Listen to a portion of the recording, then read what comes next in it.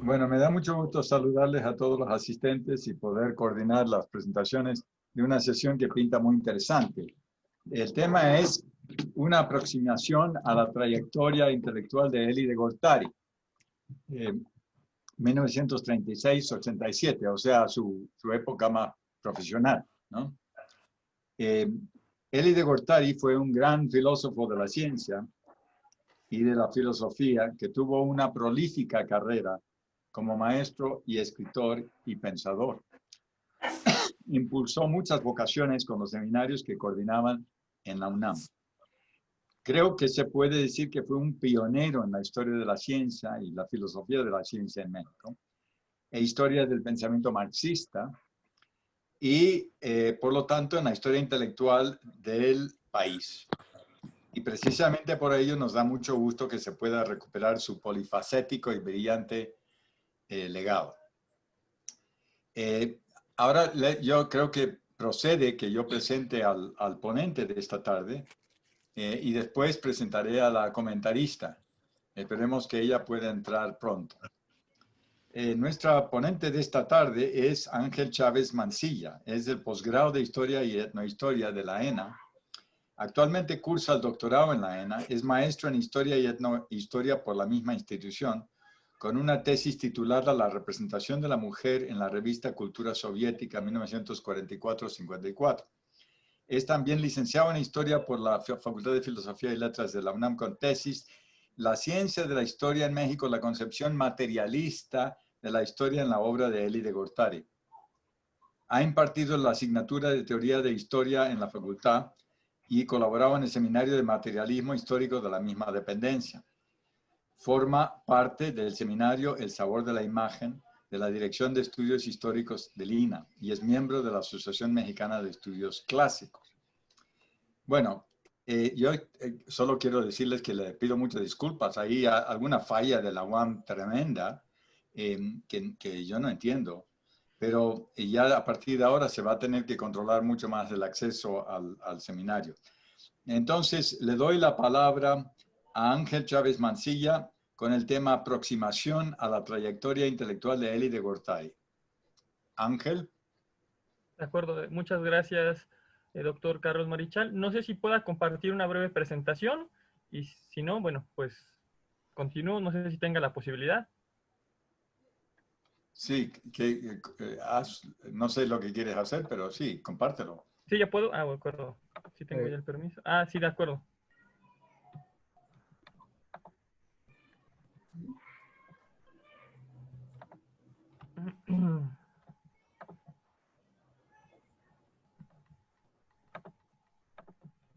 De acuerdo, ¿ya se puede ver? Sí, Ángel. De acuerdo, Sí, bueno, pues va a ser bastante breve para poder avanzar y, suponiendo que ya se leyó el texto, poder avanzar en algunos comentarios sobre el mismo.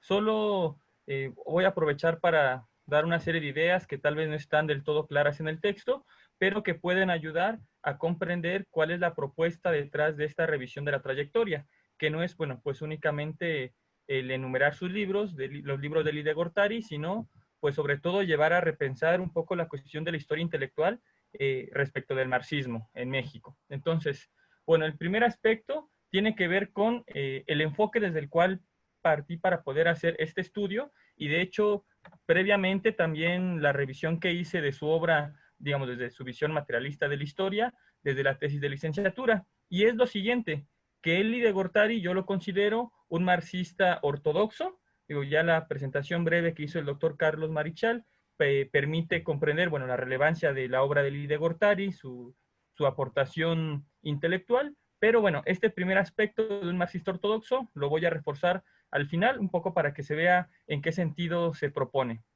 El segundo aspecto, bueno, me ha interesado que combinó, como bueno, esos intelectuales del siglo pasado, totalmente la labor teórica con la labor política. Normalmente Elie de Gortari es conocido por su participación en el movimiento de 1968, pero bueno, Elie de Gortari es mucho más que eso, ¿no? Su trayectoria política es muchísimo más que eso, ¿no? Recientemente he estado incursionando un tanto en su labor en el movimiento de lucha por la paz.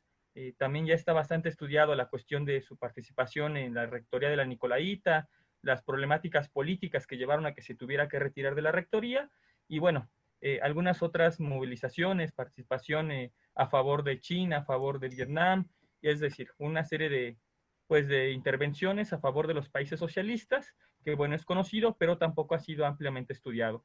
Otro elemento más que me interesa destacar, que está subyacente al conjunto de esta revisión de su trayectoria intelectual, tiene que ver con que sus obras dialogan principalmente con un marxismo ortodoxo, que es el desarrollado en la Unión Soviética.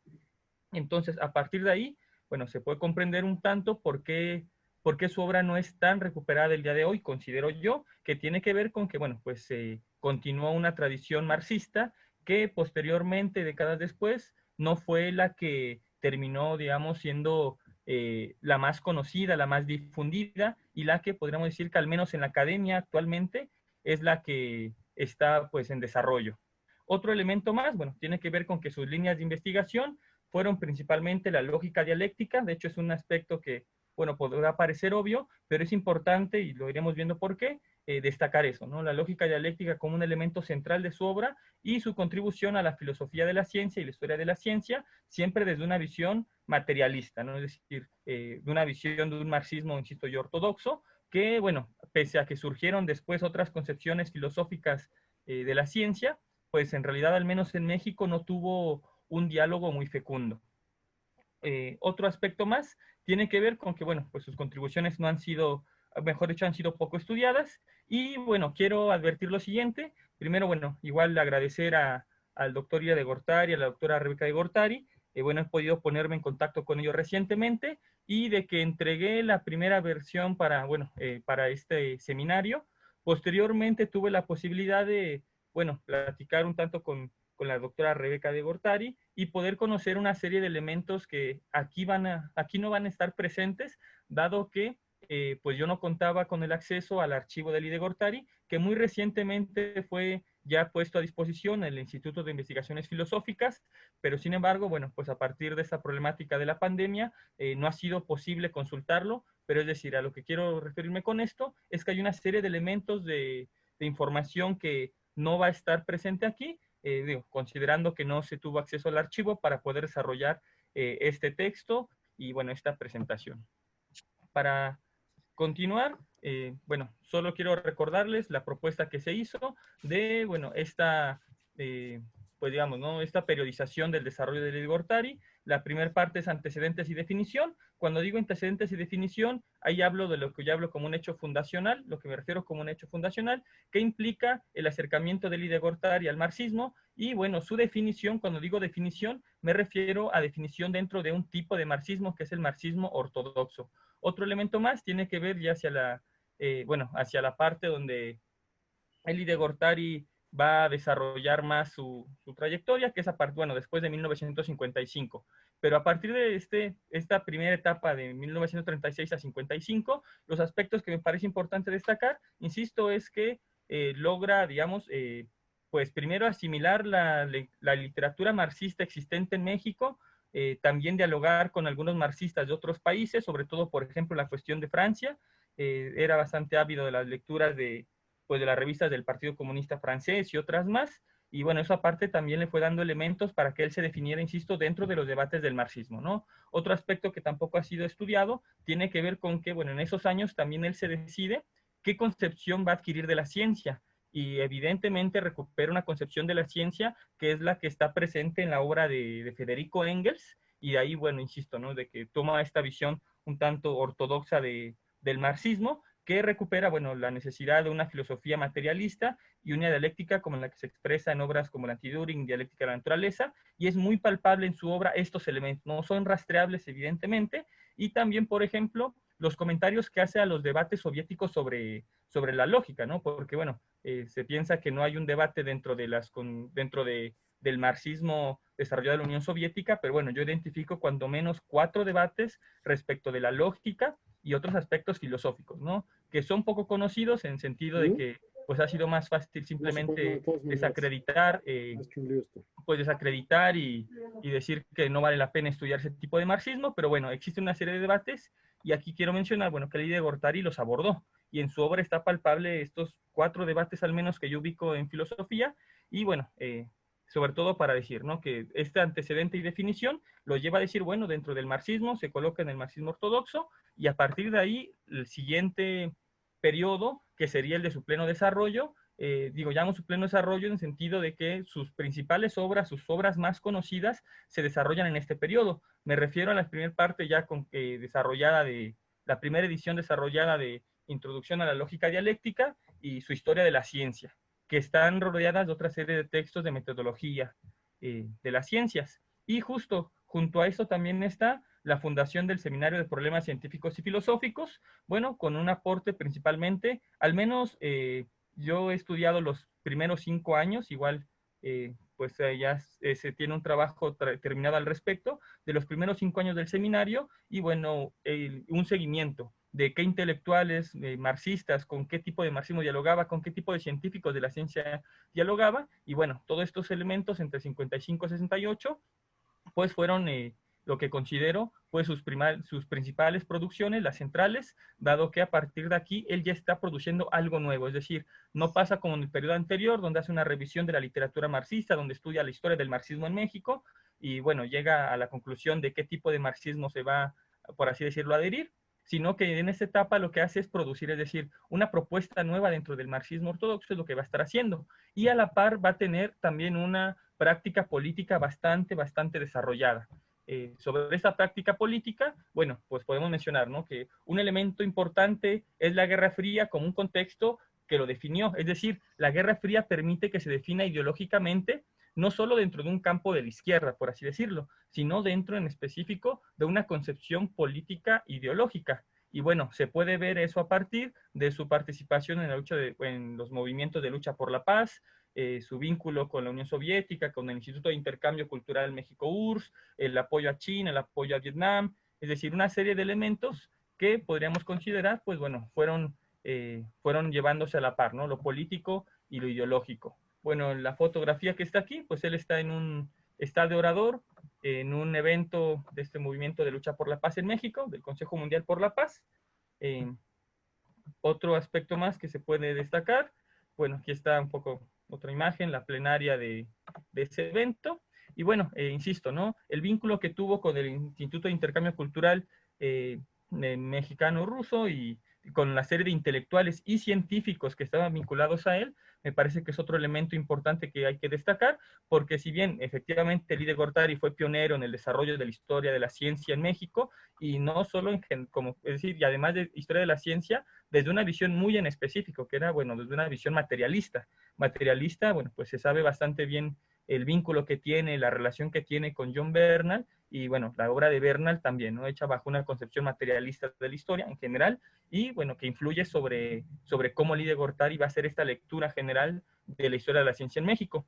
Pero bueno, a lo que quiero llegar también es que Lídia Gortari también tuvo relación con otros científicos que estaban vinculados al marxismo, ¿no? Marcel Prenand, también por ahí se menciona a Beltrán en el texto, por ejemplo, ahí también se hace referencia a, bueno, en el momento, ¿no? En que ya sea San Salvador Vallarta y, por ejemplo, ¿no? El mismo Guillermo Haro tenían vínculo con esta asociación, con este Instituto de Intercambio Cultural Mexicano-Ruso, y a lo que quiero llegar es que había una serie de científicos que estaban, digamos, en un espectro vinculado al marxismo, si no eran del todo marxistas, bueno, pero sí buscaban un poco la relación entre la ciencia y el marxismo, y que de eso se nutre Lídia Gortari. Y es decir, que también nos llevaría a poder desarrollar una serie de relaciones y estudiarlas, ¿no? Las relaciones que hay entre el desarrollo de la obra de Historia de la Ciencia en México de Lídia Gortari y bueno, la visión de todos estos científicos vinculados hacia la izquierda, ¿no? Varios nombres de ellos están mencionados en el texto, y bueno, me parece que ilustran, ¿no?, estas redes que se pueden ir tejiendo.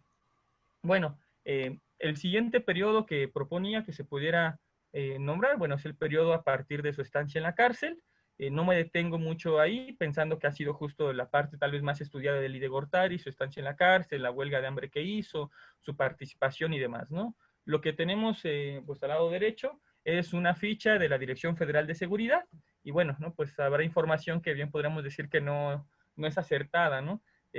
Pero bueno, es un poco ahí la ficha que se ha recuperado en el estudio de, digamos, de la historia de su participación política. Y bueno, me parece que algo relevante de este periodo es justo que se demuestra la vinculación plena entre la cuestión política y la cuestión ideológica, ¿no? Es decir, como un intelectual, digamos, de una posición de izquierda preocupado por la sociedad, pues él participó del movimiento de 1968, pero bueno, hay que decirlo claramente, ¿no? Él llegó a un momento donde tuvo una posición crítica y decidió no continuar, ¿no? Decidió no continuar. Sin embargo, bueno, pues su participación al frente de pues, la coalición de profesores y organizándolos, pues bueno, le valió que ya estuviera fichado por el Estado y fuera detenido. Sin embargo, me parece que es muy, muy interesante cómo que es que pese a esta situación, pues Elie de Gortari, aún en la cárcel, desarrolla al menos 3 libros, ¿no? Y en uno de sus libros menciona que estando en la cárcel, un día de Año Nuevo que, bueno, pues los presos comunes saquean a los presos políticos, pues pierde los borradores de un libro, ¿no?, que tiene que rehacer y demás, una serie de notas y demás. Es decir, su labor de producción, de pensamiento, labor intelectual tampoco paró aún dentro de la cárcel, ¿no? Y bueno, aquí ya va un reconocimiento, diría un tanto, pues ya de carácter personal, es decir, Elie de Gortari para entonces ya tenía un poco avanzada la diabetes y pese a eso, pese a las problemáticas de salud que implica eso, bueno, pues desarrolló una obra que a mí me parece bastante, bastante relevante, que es esta aportación de una sistematización de la cuestión filosófica de la lógica, ¿no? Y bueno, una cuestión interesante si se piensa, ¿no?, que compartió pues en Lecumberri con José Revueltas, y sin embargo sus obras pues distan bastante, ¿no?, una de otra. Pero bueno, igual, pues aquí continúo algunas de las fichas que se presentan en la Dirección Federal de Seguridad, de Elie de Gortari, de la labor que hacía. La del lado izquierdo es cuando está haciendo, bueno, en una de las ocasiones que iba a ver si era liberado y demás, es al menos como lo maneja los policías de la DFS. Y bueno, del lado derecho, otra de las fichas que se tenía sobre él, con fotografía y demás, ¿no? Bueno, la última etapa que propongo que se pueda pensar en su desarrollo intelectual, uno, hay que considerar lo que está marcado por una reducción de su labor política después de salir de la cárcel, ¿no? Pero dos, que continúa con sus estudios de lógica, metodología, y es decir, bajo una concepción totalmente de este materialismo marxismo ortodoxo. Es decir, que esta ruptura, digamos, ¿no?, política, que algunos también consideran que se desarrolló en el ámbito ideológico y cultural del 68, bueno, pues en Elie de Gortari no implicó que dejara los principios o los elementos básicos de su concepción filosófica. De hecho, lo refuerza y continúa trabajando la metodología de las ciencias ya con más fuerza. Y bueno, pues un episodio interesante tampoco que no ha sido estudiado es este del debate con Mario Bunge, ¿no? Interesante porque con Mario Bunge tuvo relación mucho antes, no me acuerdo si es el segundo o el tercer año que existe el Seminario de Problemas Científicos y Filosóficos.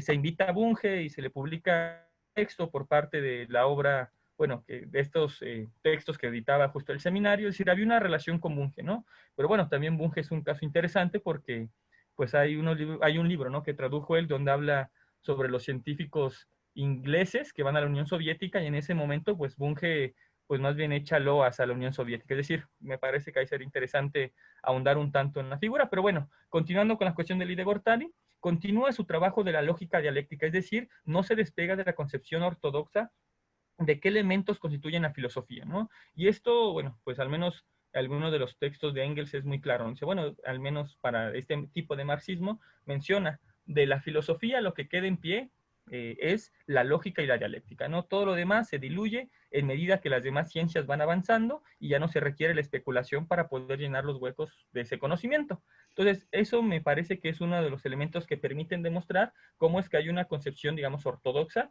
en sentido de que la cuestión de la lógica y la dialéctica son los aspectos que sigue estudiando. Y aún la cuestión del estudio de la metodología de las ciencias, en realidad es continuidad en sentido de que la lógica, bueno, y está pensado también para esa concepción soviética, digamos, en la idea de las leyes principales del conocimiento, del pensar y demás, ¿no? Entonces, es un aspecto más. Uno de los aspectos que también habría que, el tercero, ¿no?, que destacar de esta última etapa del Ide-Gortari, tiene que ver con la innovación, ¿no? Y yo insisto que es una innovación sin abandonar del todo los principios teóricos materialistas que tiene y una concepción dialéctica. Uno, bueno, pues si habrán leído el texto, es muy interesante ese texto sobre el silabario de palabrejas. Bueno, pensando que el diccionario de lógica pues es un desarrollo, ¿no?, del conjunto y de los años y décadas de estudio de lógica, pero el silabario de palabrejas es bastante interesante, un poco con el esfuerzo que en alguna ocasión intenté hacer, vincularlo con ese texto sobre Foucault que tiene el Ide-Gortari, y bueno, sobre todo, la verdad, hay otros aspectos, digamos, del mundo intelectual que estudiar. No conozco el porqué de Ide-Gortari, pero pues la molestia, es decir, cuál es el fondo de esta molestia que tiene cuando redacta ese silabario de palabreja, ¿no? Si recuerdan el texto, pues evidentemente lo está haciendo contra un personaje que en el Colmex estaba justo trabajando, bueno, creo que sigue trabajando, ¿no?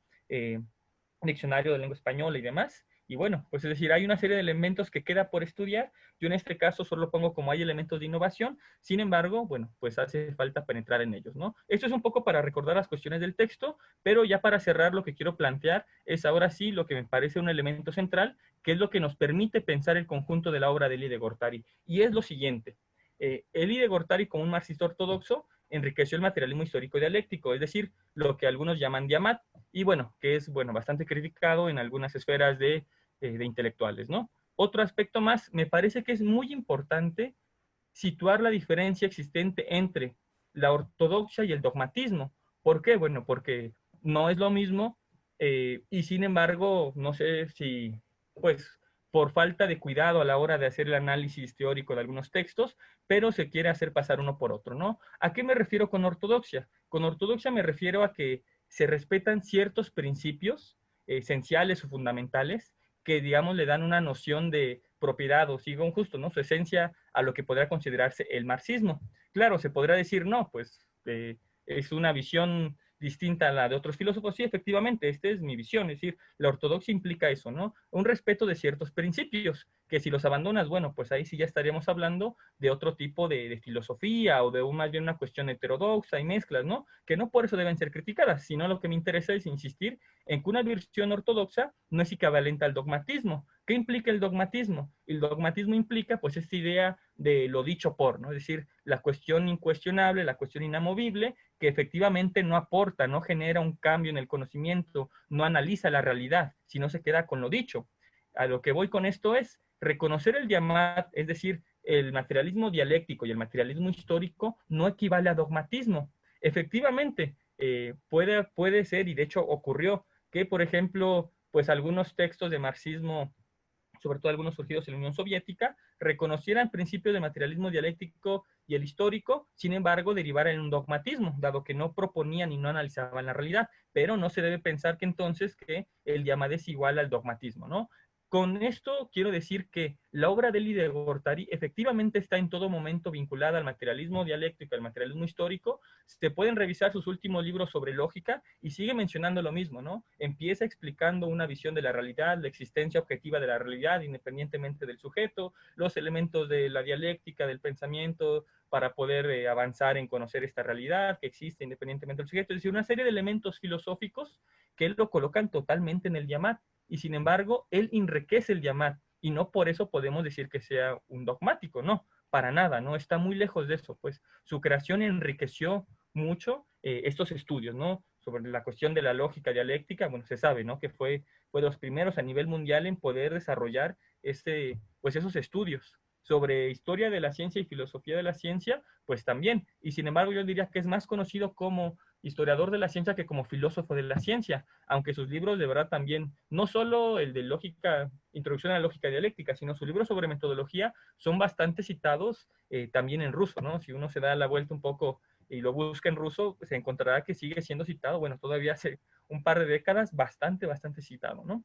Bueno, entonces para ir cerrando esta parte ya, entonces menciono, la ortodoxia implica esta cuestión de mantener principios, acorde, digamos, ¿no? De inicio con una teoría del conocimiento, y bueno, pues esta concepción materialista que Lie de Gortari enriqueció, principalmente y a lo largo de toda su trayectoria, nunca dejó de tener esta visión de principios. Principios que adquiere, como se menciona en el texto, pues hacia la década de 1940 y un poco finales de 1940, ¿no? Cuando hace estos textos donde analiza la filosofía en México, el marxismo en México, dice esto es lo que hay, y bueno, hasta aquí es lo que se ha hecho, y después él dice, bueno, esto es lo que yo propongo, ¿no? Entonces, me parece que son algunos de los aspectos que permiten explicar cuál es la relevancia de su aportación, digamos, ¿no? De su producción filosófica, teórica, y eso sumado, bueno, a que el desarrollo que tuvo, pues estuvo, yo diría que sí, en oposición a una visión dogmática. Es decir, estar opuesto a una visión dogmática no implica estar opuesto al materialismo histórico dialéctico. Estar opuesto a la cuestión dogmática implica siempre estar leyendo la realidad a partir de los elementos objetivos, ¿no? Y me parece que ese aspecto, bueno, pues es muy enriquecedor. Uno puede pensar lo que pasa con su libro de dialéctica de la física, su primera y segunda edición, y es muy interesante porque efectivamente está criticando, ¿no? Dice, bueno, a ver, tales aspectos han fallado en cómo lo concebí. Entonces, una nueva edición de Lie de Gortari en varios de sus libros no es simplemente una reimpresión, es de verdad una nueva edición donde hay elementos de fondo que se están cuestionando, criticando y desarrollando, ¿no? También uno lo puede pensar en su obra, yo diría de las más importantes, que es la de Introducción a la Lógica Dialéctica. Al menos hay 4 ediciones, hasta la cuarta edición ya queda, sobre todo, ya casi más acabado, pero en cada una de las ediciones va sumando, va formulando nuevos capítulos, va moviéndolos. Eso es interesante, por ejemplo, si vemos un par de textos de Sánchez Vázquez comentando ese libro de Lie de Gortari, y bueno, Sánchez Vázquez pues se alcanza a ver, ¿no? Como quien fue su ayudante, se alcanza a ver cuáles son los cambios sustanciales que hay, ¿no? Pero sí implica meterse a revisar la obra en conjunto. A lo que voy es, efectivamente hubo un cambio, un desarrollo en la obra de Lie de Gortari, pero siempre manteniendo los principios, lo cual da por resultado que a la larga el saldo, me parece, tiene que ver con ese enriquecimiento de una visión del marxismo que en México ha sido muy poco estudiada y que tal vez eso se deba a que es sobre todo pues un tanto vilipendiada y considerada una cuestión menor. Digo, hay una serie de elementos que se pueden ahondar, tal vez, digo, no están tan desarrollados y acabados en la tesis de licenciatura, sin embargo, hay un poco ya lo que hice es ir puntuando cuáles son los aspectos a los cuales nos podríamos referir. Yo lo dejaría aquí, bueno, espero no haberme pasado mucho tiempo, y bueno, dejo de compartir.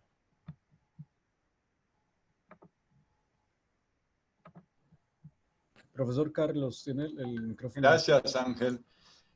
Ahora vamos a pasar a la discusión. Yo no veo a Elisa Servín. ¿Está ahí? Sí, profesor Carlos, la profesora Lisa ya está en la sesión. ¿Está? Sí, señor. Sí, aquí estoy ya. Ah, perfecto. Bueno, entonces vamos a ver. Elisa Servín es profesora investigadora del INA. Tiene el doctorado de la Universidad Iberoamericana y ha publicado una cantidad importante de libros. Ahora se me fue el texto. Bueno, espérame un momentito. ¿Tú, Gabriel, lo tienes o no? Sí, profesor, ya se lo hago. Ya Aquí concluyó con la está. presentación. ¿Ya? Bueno, Elisa es doctora en Historia por la Universidad Iberoamericana y profesora investigadora de la Dirección de Estudios Históricos del INA. Su campo de investigación es en la historia política y social del siglo XX mexicano. Muchas gracias, Elisa, por estar aquí, por comentar. 3 de sus libros, Leticia Reina y Elisa Servín, Crisis, Reforma y Revolución en México, Historia de Fin de Siglo, Taurus, 2002. Un texto que hace un extenso recorrido por el régimen de la Revolución Mexicana. Otro texto de Elisa Servín, La oposición política, otra cara del siglo XX mexicano, 2006, libro que explica y articula los distintos movimientos opositores desde fines del porfiriato hasta el año 2000, y un libro adicional más reciente, Del nacionalismo al neoliberalismo, 1940-1994, Fondo de Cultura Económica 2011. Te damos la palabra, Elisa, y perdón de nuevo por este error que hubo en la transmisión, que yo no sé por qué ocurrió, pero en fin, si estás con nosotros, adelante, por favor, y muchas gracias. Sí, aquí estoy. Buenas tardes. Me ven, me escuchan, ¿verdad? Bueno, agradezco la invitación a comentar este texto.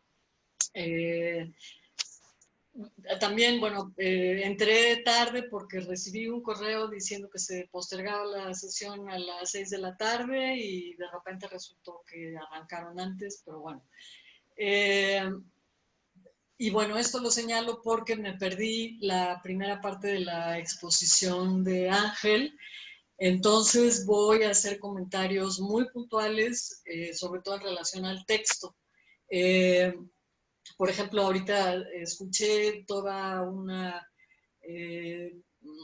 un planteamiento en términos de la diferencia entre dogmatismo y ortodoxia que pues no está como tal en el texto, entonces lo podemos plantear después ya a la hora de la discusión.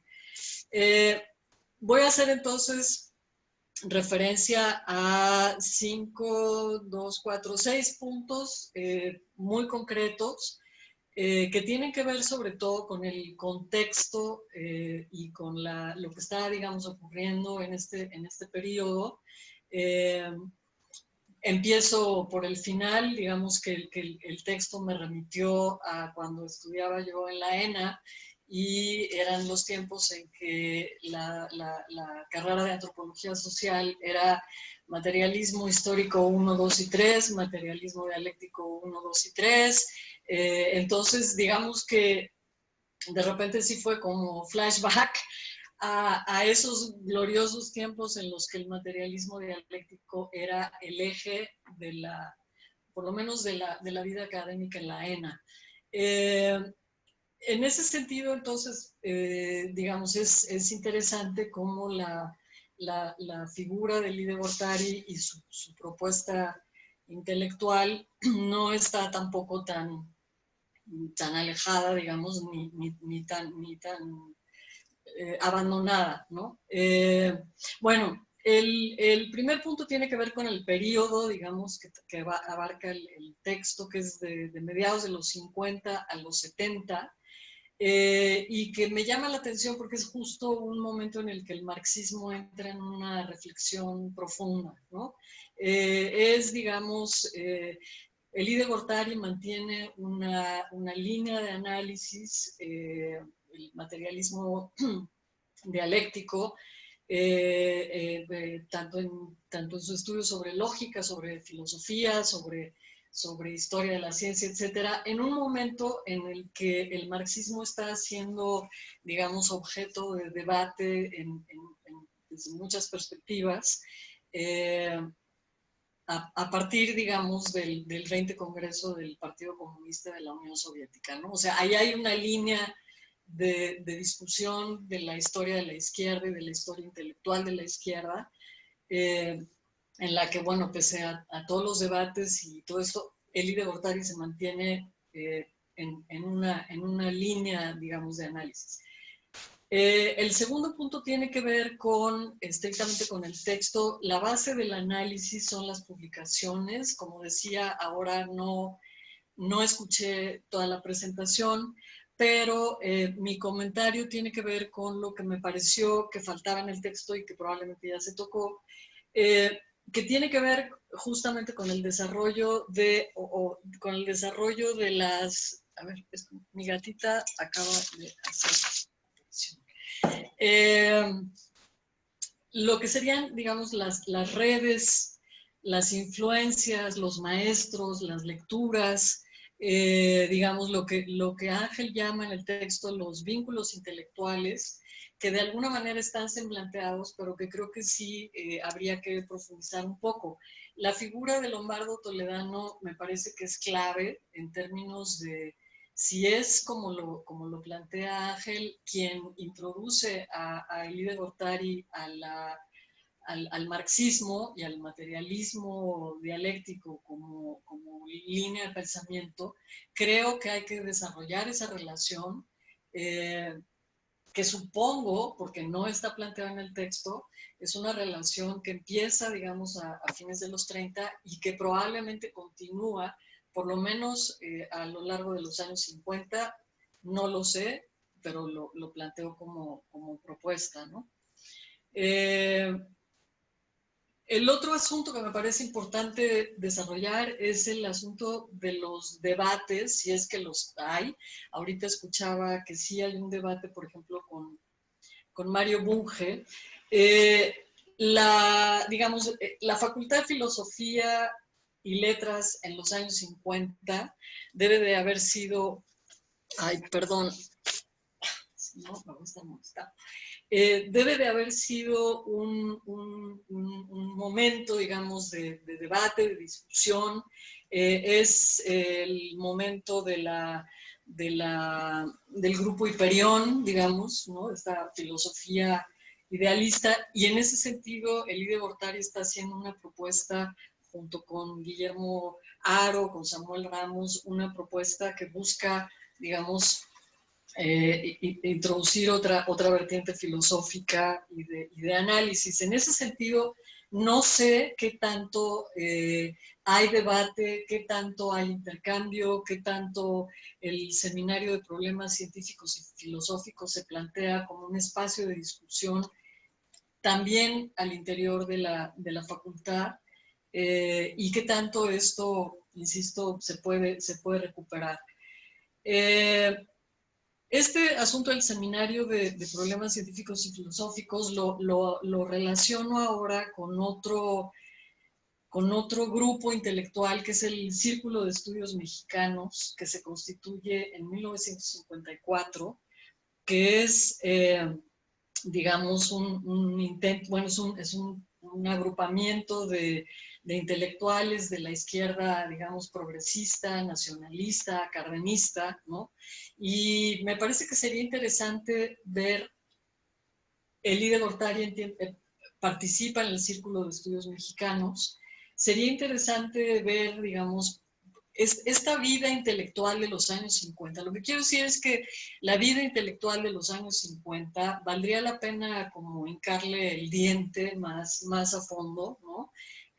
Son, digamos, seminarios, son agrupaciones de las que todo el mundo habla, pero me parece que hace falta una investigación realmente más profunda, y en ese sentido Elide Gortari es una figura clave. O sea, él está en el Círculo de Estudios Mexicanos, está, bueno, evidentemente en el seminario, en la Facultad de Problemas Científicos y Filosóficos, pero también está en el Movimiento por la Paz. El Movimiento por la Paz, que es, digamos, la confluencia de estos intelectuales, políticos, académicos, algunos, que se adscriben a la defensa de la paz mundial de la mano, digamos, de la Unión Soviética, ¿no? Y que en cierto sentido comparten estos tres espacios. Comparten, digamos, la parte propiamente militante o activista del Movimiento por la Paz con la reflexión, digamos, política, económica, sociológica del Círculo de Estudios Mexicanos, y con el Seminario de Problemas Científicos y Filosóficos. De alguna manera, insisto, Elide Gortari está en los tres espacios, entonces sería interesante ver, digamos, qué tanto, qué sucede ahí, ¿no? ¿Qué redes se construyen ahí? ¿Qué intercambio intelectual hay ahí? Si es que lo hay, etc. Esto me lleva al otro punto, que es esta fuerza, esta presencia importante de la Unión Soviética en una coyuntura de Guerra Fría, cuando de alguna manera la historiografía ha estado mucho más volcada a la influencia de Estados Unidos y a la modernización y a una serie de cosas. Bueno, este grupo mantiene una relación activa con la Unión Soviética, tanto en lo intelectual y en lo político como en lo cultural.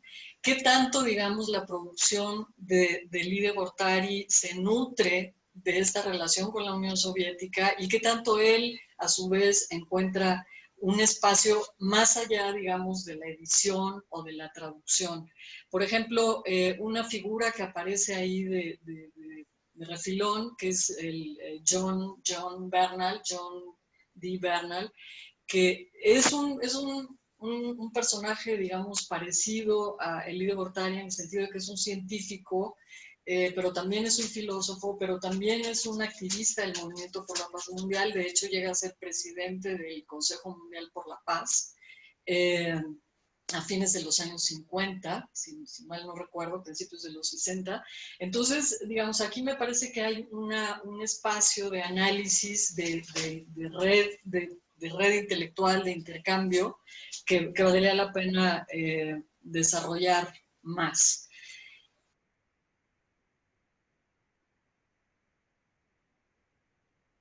Punto tiene que ver con esta... estoy silenciada. ¿Me escuchan? ¿Me escuchan o no me escuchan? ¿Sí me escuchan? Okay. Me salió, me salió un letrero que decía que estaba silenciada. Entonces, no sé. El último punto tiene que ver con la confluencia, digamos, en la vida de Elie Gortari de la producción intelectual y la producción académica, al mismo tiempo en que está, digamos, embarcado en el conflicto en la rectoría de la Universidad Michoacana de 61 a 63, y después su militancia, digamos, en la UNAM, que concluye con el movimiento del 68. Me llama la atención, y con esto termino, cómo, digamos, esta parte de la vida de Elie Gortari coincide con el surgimiento y la emergencia de una nueva izquierda en México, bueno, en México y en todos lados, ¿no? Una nueva izquierda que justo, digamos, le da más peso a la figura del intelectual, del estudiante, del universitario, frente, digamos, a la idea tradicional de la clase obrera como sujeto revolucionario. Y esto es uno, digamos, de los debates que están teniendo lugar en el espacio de la izquierda, en el marxismo. Es, como decía, el momento en el que surgen una serie de corrientes, de publicaciones, de debates, y aunque él juega, insisto, tiene un papel importante, mantiene una línea de pensamiento, mantiene una línea intelectual, que con esto cerraría, es lo que alcancé a escuchar al final, de la diferencia entre ortodoxia y dogmatismo. Yo creo que ese es un apunte muy importante, ¿no? O sea, se puede mantener una ortodoxia, se puede seguir trabajando en una línea de pensamiento sin que eso necesariamente implique ser un dogmático, ¿no? Entonces, bueno, estos serían básicamente mis comentarios.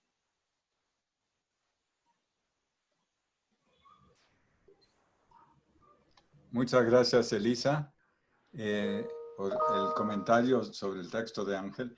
Ahora, yo como coordinador de la sesión voy a tomarme la libertad, ya que hay muchas personas que conocieron también a Elie Gortari y miembros de la familia, de comentar una cosa que dijiste y abrir la sesión a comentarios para que luego Ángel nos comente, ¿no? Uh-huh. Entonces, es libre lo que cada quien puede querer decir, sea sobre el texto o sobre lo pronunciado por Ángel hoy en la discusión.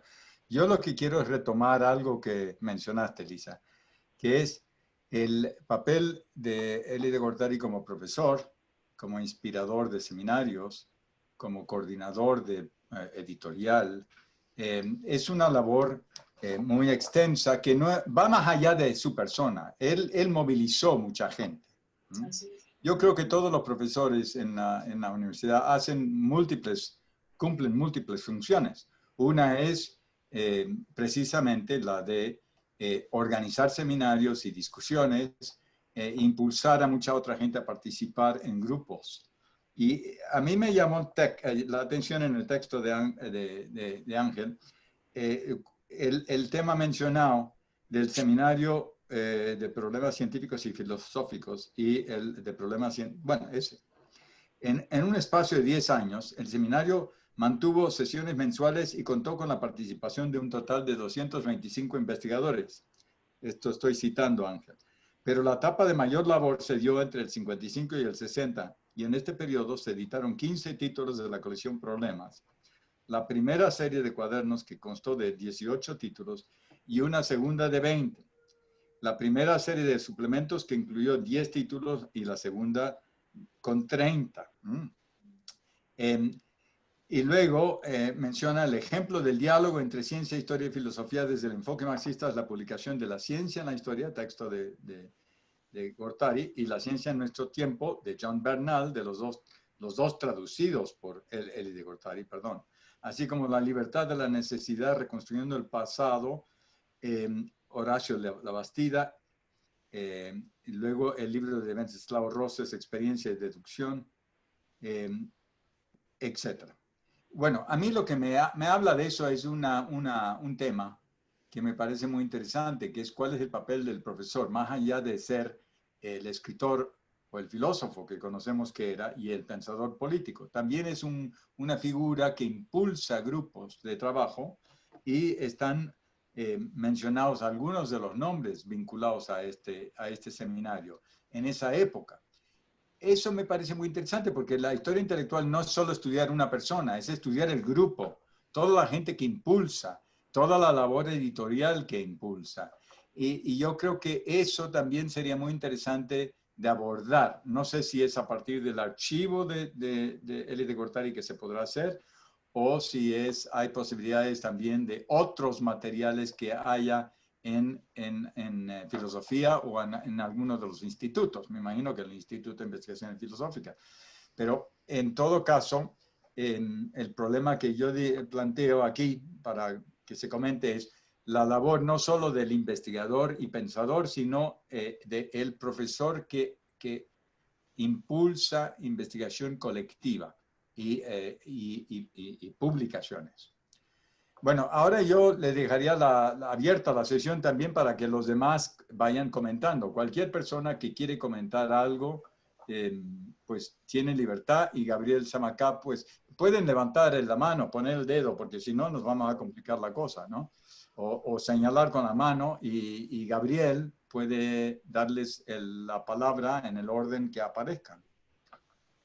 Sí, profesor, pero de acuerdo a la dinámica que hemos manejado, creo que Ángel tendría la posibilidad de comentar a su vez la intervención de la profesora Elisa, y a partir de allí abriríamos la sesión a todas las intervenciones del público. Entonces, bueno, muy bien, pero que sea breve, ¿no? Sí, señor. Ángel, tendrías entonces la palabra.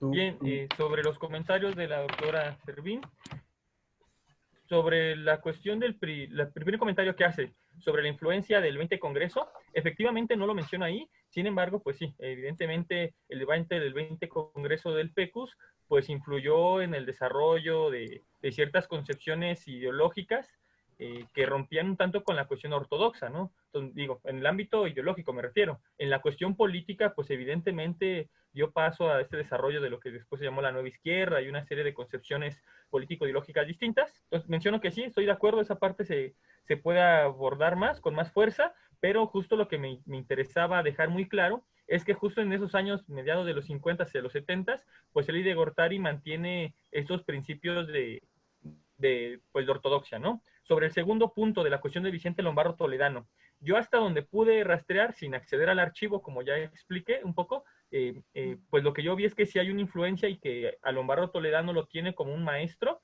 y esto lo vi directamente en los textos de Elie de Guattari, es decir, no me he detenido a cotejarlos en las ideas de Lombardo Toledano con Elie de Guattari, pero el texto hago referencia y hay unos otros textos más disponibles que se pueden abordar sin tanto problema, artículos de Elie de Guattari hablando sobre Lombardo Toledano Y cuando Elie de Gortari hace una revisión del marxismo en México, bueno, pues echa loas a Salomaro Toledano y lo pone como su maestro, ¿no? En ese sentido es como yo pude rastrear este vínculo, es decir, de las palabras del mismo Elie de Gortari. Claro, se puede profundizar y ver en qué elementos lo retoma y en qué elementos, bueno, yo diría que lo supera o más bien toma otro tipo de temas de investigación. Después, sobre la cuestión del seminario de problemas científicos y filosóficos, si les interesa, les puedo pasar un texto que tengo, es sobre los primeros 5 años del seminario, y estoy de acuerdo, me parece que lo que se puede rastrear en el seminario y con las publicaciones es la labor de Elie de Gortari coordinando el conjunto y todo un grupo.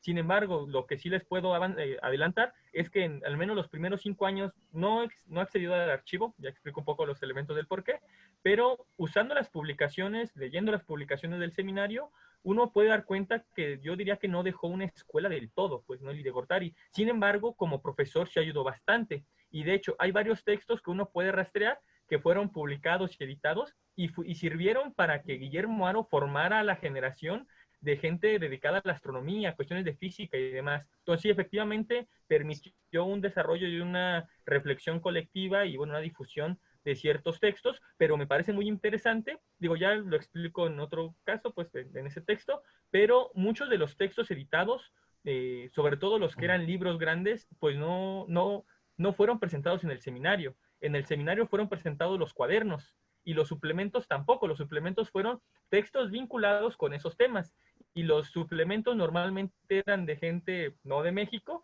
sino de cualquier otra parte del mundo. Lo que quiero destacar es que no hubo un diálogo fraterno, yo diría, y pues para nada fructífero, entre Elie de Gortari, la concepción que tenía del materialismo, del marxismo, sobre su visión de la ciencia y lo que había en ese momento en México. De hecho, pues toda la corriente un poco más de visión analítica no dialogó con él. En Filosofía y Letras, de justo hice eso, rastreé en qué espacios fueron las sesiones del seminario. La parte menor fue en Filosofía y Letras o algún edificio vinculado.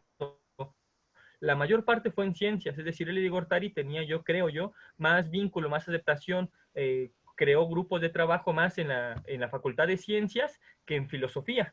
Y de hecho, bueno, pues por ahí igual Vargas Lozano hace un poco referencia, ¿no? De que no hubo ahí una posibilidad de diálogo y demás. Entonces, no, yo creo que para restar Elie de Gortari más que en Filosofía, pues es en Ciencias, y si estos cuadernos del seminario, bueno, pues si les interesa, sí les puedo pasar el texto, digo, para no tardarme más, pero sí, justo lo que dijeron, eso sí lo he estudiado en el seminario, y es muy enriquecedor porque terminó dialogando mejor con gente en los Estados Unidos que en México. Y ahí viene quiénes, por qué textos, y bueno, es un poco lo que diría.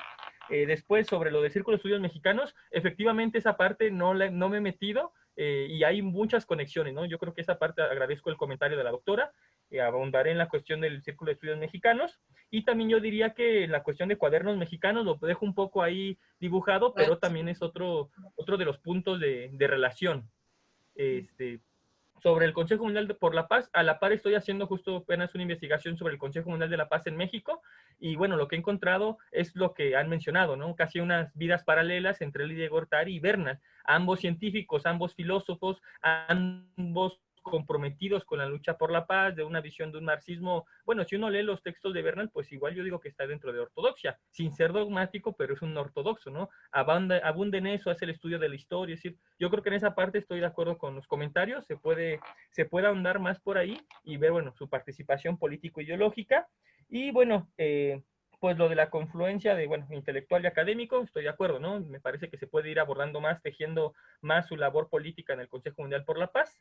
Y bueno, solo cerraré diciendo que sobre el comentario que hizo la doctora respecto de la nueva izquierda, estoy totalmente de acuerdo, ¿no? Me llama mucho la atención cómo es que, pese a la emergencia de la nueva izquierda, Elie de Gortari pues continúa bajo su visión de un marxismo pues que él ya ha desarrollado, ¿no? Y yo solo quiero cerrar diciendo lo siguiente, si leen hacia el final del texto, pues tal vez de una forma que casi no aparece, pero me parece interesante que un poco cuando Carlos Illades en su libro justo, ¿no? De la historia intelectual del marxismo en México, un poco como diciendo, bueno, pero como participó en el 68, no lo puedo poner con la generación de esta gente de marxismo un poco más de la Tercera Internacional, porque como que le hago un favor, bueno, pues yo creo que ahí sí yo diría que pues no es necesario eso, ¿no? Yo creo que lo preferible es conocer científicamente qué tipo de desarrollo filosófico Tinelli de Gortari, más bien comprender el porqué, y no decir, bueno, pues como pasó en el 68, no los pongo con esa otra generación o lo despego un poquito. Es todo. Yo creo que es preferible escucharlos, y agradezco también al doctor Ira de Gortari y a la doctora Rebeca,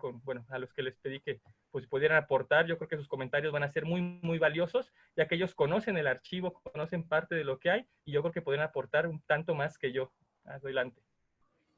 Perfecto, Ángel. Muchas gracias por tu intervención. Entonces, a partir de este momento abriríamos la sesión a todas las comentarios, preguntas que tenga el público asistente. Yo les había anotado en el chat la posibilidad de organizar las intervenciones a partir de que pidan la palabra por allí, o pendientes pues acá de la cámara por si quieren intervenir. Entonces, tienen ustedes la palabra. Profesora Daniela, tiene la palabra, le escuchamos. Hola, buenas tardes, muchas gracias por la lectura. Me identifico plenamente con los comentarios de Elisa. Hola, Elisa. Quisiera decir que no hace falta ir a los archivos de Lombardo Toledano, porque la obra histórica cronológica de 80 tomos está en las bibliotecas, y ahí se puede rastrear con bastante facilidad cuál era el marxismo de Lombardo. Y yo creo como una contribución metodológica que sí es importante. Si de Gortari se nutrió de Lombardo, ¿qué es lo que dijo ese Lombardo sobre el marxismo? ¿Cuál era ese marxismo? Que sabemos que era también marxismo ortodoxo, y podemos rastrear las lecturas, porque Lombardo era un prolífico escritor, y analiza y comenta sus lecturas. Entonces yo creo que no es difícil hacer el enlace entre lo que uno aprendió del otro. Pero como un comentario general, yo quisiera comentar que en el trabajo, y ahí coincido con Elisa, si yo hablo de marxismo ortodoxo, ¿cuáles son esos principios? Estoy totalmente de acuerdo que hay que hacer la distinción entre ortodoxia y dogmatismo, pero ¿cuáles son esos principios ortodoxos en concreto? Porque usted habla sobre una contribución de teoría y política. Y a mí me parece eso es la clave para la historia intelectual, que en este caso de un militante, de un activista político, que como esa ortodoxia se tradujo en acción política. Eso por un lado. Y por el otro lado, yo creo que las ideas tienen que estar ancladas en el devenir histórico. Entonces, si yo quiero estudiar el desarrollo del marxismo, entonces las ideas ortodoxas tienen, en mi opinión, tienen que estar ancladas en la historia de México, en la historia de la Unión Soviética y regiones que tienen influencia sobre el marxismo, que en una época es Francia y en otra época es Estados Unidos. Pero en este caso, para el desarrollo del marxismo, de cualquier marxista, hay ciertos momentos claves. Y ya que Elisa mencionó el 20º Congreso, yo mencionaría la invasión militar a Hungría para arrasar con un intento de la renovación del socialismo, y ni hablar de la invasión militar a Checoslovaquia en 1968. Y yo creo que las ideas hay que anclarlas en estos momentos claves de la historia, para que adquieran significado. Gracias. Muchas gracias, profesora Daniela. Sigue abierta la posibilidad de más intervenciones, de más preguntas, de comentarios que suscite o que suscitó el texto, la presentación de Ángel y los comentarios de la profesora Elisa, desde luego. Podríamos recoger un par de intervenciones más para que Ángel pueda proceder a responder las inquietudes que se le han planteado. Profesor Fabio, ¿quería hablar? Me pareció ver. El micrófono, profe. Sí, gracias. Creo que levanté la mano, pero parece que no se marcó. Mira, yo conozco muy poco el trabajo de Eli Gortari. Leí algún par de cosas hace mucho tiempo atrás. Ahora el texto me pareció bastante ilustrativo, bastante informativo. Sin embargo, donde a mí me quedó un ruido enorme fue en el tema de la ortodoxia. Porque resulta que hay una historia del concepto bastante conflictiva, ¿no? Es decir, generalmente se lo usa como una acusación. Y lamentablemente en el texto que nos presentaste no está, digamos, aclarado qué se entiende por ortodoxia. En realidad, tiendo a ver, por lo que tú presentas y por la, digamos, la información que yo tenía, es que más bien es un marxista clásico, quizás quedaría mucho mejor expresado que ortodoxo, porque ortodoxo tiene, digamos, una explicación incluso etimológica que tiene que ver con, a ver, estaba buscando hace todo el rato que escuchaba, estaba buscando la explicación en un diccionario de filosofía.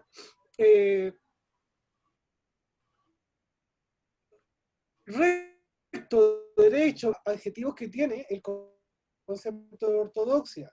Entonces, yo recomendaría, o digamos, o plantearía la posibilidad de que eso se cambiara por la palabra más bien clásico, que el marxismo debe ser incluso, como bien dices tú, impermeable a toda la corriente de la nueva izquierda. Sobre todo porque la palabra doxa en su acepción griega más, digamos, primitiva, por así decirlo, es muy sencilla, tiene que ver simplemente con una opinión. Entonces, yo más bien, digamos, a menos que se desarrolle una explicación específica en ese texto, si es que va a llegar a una publicación, etc., yo no la, digamos, plantearía la posibilidad de sacarlo, porque en realidad provoca un ruido innecesario dentro del texto tuyo, que está expresando, digamos, un conocimiento, un trabajo. No necesitas decir que, digamos, que fue parte de tu tesis o que es parte de tu tesis, etcétera, porque en realidad se nota que hay un trabajo bastante grande detrás, pero sí, la palabra en sí genera mucho ruido. Y a menos que lo expliques muy claramente en el texto, va a seguir dejando una especie de estela ahí media de un ambiente, va a enrarecer el ambiente. Eso nada más, muy puntual. Muchas gracias, profesor Fabio. La mano la tenía levantada Mónica y después iría el doctor Ira de Gortari. Muchas gracias, Gabriel. Buenas tardes a todos. Justo voy por la misma línea de Fabio Moraga, sí, así se dice. Sí me parece, y lo había comentado en algún momento, Ángel, esto de la ortodoxia y todo esto del materialismo que tú bien citas, sí me parece que hay que trabajarlo más, me parece que hay que aterrizarlo a esta realidad que vivió, o este México que vivió el doctor Eli de Gortari, ¿no? Sin duda alguna, él tiene una influencia fuerte, como tú lo dices, ideológicamente hablando, de este materialismo dialéctico, pero sí te tiene que analizar desde el contexto de Eli de Gortari, el contexto en general mexicano, ese México que también Elisa Servina había comentado, no podemos desvincularlo. México tampoco es Rusia en su momento, ¿no? entiendo la relación que tú quieres hacer, eso a mí me queda claro, ¿no? La postura que toma Eli de Gortari para crear esa ideología que después él va desarrollando en nuestro país. Pero sí, considero igual que Fabio que hay que matizar el asunto para no forzar conceptos o sobreponerlos a un intelectual que está desarrollando algo en este país. Bueno, eso por un lado, pero yo tengo una pregunta, Ángel, para ti, que ahorita escuchándote, creo que se enfatiza mucho, y tú preguntabas, ¿por qué no tuvo un diálogo profundo? ¿Por qué su contribución no fue tan, ¿cómo lo podríamos decir? Tan seguido, tan discutido. ¿Por qué? ¿Qué impresión te da a ti? O sea, ¿qué te respondes a partir ya de una tesis de licenciatura, de un análisis intelectual, ideológico que tú ya has realizado en que esta misma pregunta que tú te haces, no hay ese diálogo profundo y que además, ahorita mismo lo decías, en filosofía no fue tan seguido como si en ciencia? ¿A qué te respondes tú eso? ¿Qué lo atribuyes? ¿Qué es lo que te lleva a responder ese desfase, si quieres? A lo mejor ni siquiera es un desfase, pero ¿qué es lo que sucede en ese México o en esa academia que no termina por convertirse en un diálogo donde consideramos que debería de haber sido un diálogo, que es la Facultad de Filosofía y Letras, porque ahí no, y sí en ciencia? Gracias, Ángel, gracias a todos. Gracias, Mónica. Cerraríamos esta primera ronda de intervenciones con el doctor Ira de Gortari. Le cederíamos la palabra nuevamente a Ángel y abriríamos una segunda intervención, iniciando con la doctora Alexandra Pita. Entonces, doctor Ira, ¿tiene la palabra? Doctor, no escuchamos tiene el micrófono cerrado. ¿Ya me oyen? Sí, perfecto. Bueno. Muy buenas noches. En primer lugar, quisiera agradecer al doctor Marichal propiciar esta reunión. Evidentemente, para nosotros, sus hijos, es pues, algo muy emocionante, diría francamente. En segundo lugar, también agradecer a Ángel Chávez este interés tan intenso sobre la vida y la obra de mi padre. A mí nos parece realmente algo que nos hace recrear, seguramente a todos, la larga vida de mi padre en el sentido tanto como intelectual, tanto como político y como padre, evidentemente. Entonces, yo creo que hay, de lo que se ha dicho aquí me parece, y lo que decía Ángel con toda razón, yo creo, y los colegas que han hablado, yo creo que hay también que, una cosa para nosotros como familia muy importante sería el contexto político en el que vivió mi padre. Es decir, que ahora habrá que contrastarlo con el que vivimos ahora. No me metería en el de ahora el asunto, pero sí creo que es un punto importante que marcó la vida de mi padre, que fue la Guerra Fría. Esto me parece que es un punto fundamental y que es un mundo de acoso a la vida de mi padre, de acoso a su vida privada, etcétera, que todo creo que es un punto que es importante. Ahora, toda esta traza que ha hecho Ángel me parece muy interesante, es recrear con distancia para nosotros los hijos, que es más difícil, de ver las diferentes facetas de mi padre. Yo creo que esto es muy realmente interesante. Lo que decía Carlos, por ejemplo, a propósito de su larga labor como editor, de su larga labor de congregar gentes muy diversas. A mí me acuerdo que alguna vez me dijo que al Seminario de Problemas Científicos y Filosófico invitó nada menos que a Linus Pauling. Yo no sé si a todos les suena quién es Linus Pauling. Fue un premio Nobel que tenía 2 premios Nobel, uno de química y otro de la paz. Entonces, mi padre realmente era un hombre que buscaba, muy inquieto en la política, muy inquieto en sus asuntos de trabajo, y también creo que es importante, siempre estuvo muy al tanto de lo que pasaba en este país. Y sí, yo también diría lo de ortodoxo y dogmático, creo que es un asunto complejo, que puede sonar, sí creo que mi padre mantuvo una cierta línea de trabajo en el marxismo, eso lo tengo clarísimo, pero también yo creo que habría que ir viendo los diferentes momentos de su vida, es decir, todavía faltaría aquí, que entiendo que a Ángel le interesa, lo que me parece muy bien, ver un poco el origen de mi padre. Yo creo que también es muy importante, es decir, los años, mi padre nació en 18, mi padre le tocó la gripe española, por lo menos hablar ahora que estamos en estos asuntos, es decir, yo creo que hay una biografía que tiene que acompañar el texto. Es decir, una biografía, no en el sentido personal estrictamente, pero sí en el sentido de qué mundo le fue tocando vivir. Es decir, algo que marcó mi padre fue también, evidentemente, todo lo de la Revolución Mexicana, porque tuvo parientes que estuvieron en la Revolución, no en el sentido de gentes muy importantes, pero en fin, eso fue un poco lo que nosotros oíamos de chicos. Yo aparte me tocó ser el mayor, entonces creo que otra cosa que es muy importante es las diferentes etapas de la vida política, cómo marcaron a mi padre. Por ejemplo, el cardenismo. Para mi padre fue un fomento, y para mi madre inclusive también. O sea, son momentos que en la familia las fuimos viviendo cada uno con la medida que nos fue tocando.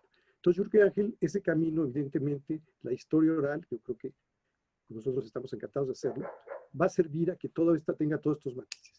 Y me parece también que es recuperar algo de lo que dijo, por ejemplo, la doctora Servín, es este mundo de los que lo tenemos bastante oscuro, es decir, estos años 50, tan difíciles desde el punto de vista político, el macartismo, por ejemplo, sin duda, que en México también se vivía. También hay que pensar que en la universidad mi padre hacía una labor bastante excepcional, es decir, porque también había la Guerra Fría en la universidad, no nos hagamos caso. Mi padre también fue muy hostigado con gente que ahora supuestamente ha cambiado de posición política. Mi padre fue hostigado en su época también.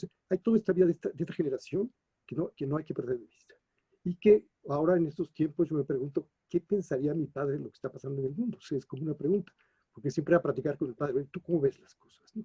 Entonces, en ese sentido, yo creo que este seminario, esto que el doctor Carlos Marichal ha propiciado, usted, Ángel, que está trabajando para nosotros, es interesante, interesadísimos en parte, porque tenemos una parte de la vida suya, que es la vida cotidiana, digamos, desde el punto de vista político, intelectual, sus clases, etcétera. Nos tocaron experiencias muy difíciles en la vida de mi padre, desde uno de los primeros más difíciles fue la Universidad de Michoacán, donde acabó en una situación catastrófica, y evidentemente los años que estuvo en la cárcel, ¿no? Que terminó con la vida de mi padre desde el punto de vista físico. Y algo último, para no abusar de la palabra, diría los diferentes cambios, ya la doctora Daniela Grogo hablaba al propósito, las diferentes fases que estaba pasando el mundo, llamamos socialista, con todos sus matices. O sea, desde China, Unión Soviética, Checoslovaquia, Hungría, Cuba, porque todo eso mi padre lo vivió. Es decir, ¿y qué variantes fue? Sí les puedo decir para terminar definitivamente que la cárcel le hizo pensar a mi padre y reflexionar sobre algo que era la crisis del socialismo. Y para mi padre fue parte de lo que le acabó, es decir, que empezara a ver lo que había sido el socialismo. Eso lo marcó profundamente en el sentido de una gran decepción personal. Y esto es una tragedia para esa generación. Con eso termino y de verdad muchas gracias a Carlos y a Ángel. Es todo. Muchas gracias, doctor Ira. Le cederíamos entonces la palabra a Ángel para que pueda recapitular y tratar de responder pues, las inquietudes que se le han formulado y abriríamos luego una segunda ronda de intervenciones. Entonces, tienes la palabra, Ángel. Gracias. Bueno, pues primero agradecer cada una de las intervenciones, todas son de gran utilidad. Un poco comentando con la doctora Rebeca de Gortari, mencionaba que, bueno, pues estoy interesado en tal vez regresar al tema y poder desarrollar, pues en un tiempo la biografía de Lili de Gortari. Entonces, cada uno de los comentarios son bastante útiles, empezando por los de la doctora Daniela. Efectivamente, me parece que, como menciona, sí es necesario.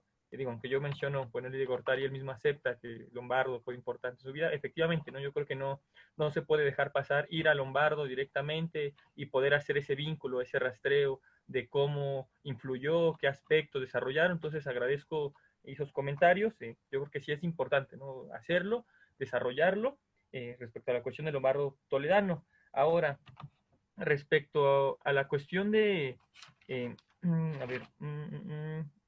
respecto a la cuestión de la ortodoxia que han mencionado, diría lo siguiente. Justo yo creo que lo que sería, bueno, la propuesta que tengo es romper con ese estigma que se tiene bajo la idea de ortodoxia, bajo el concepto de ortodoxia.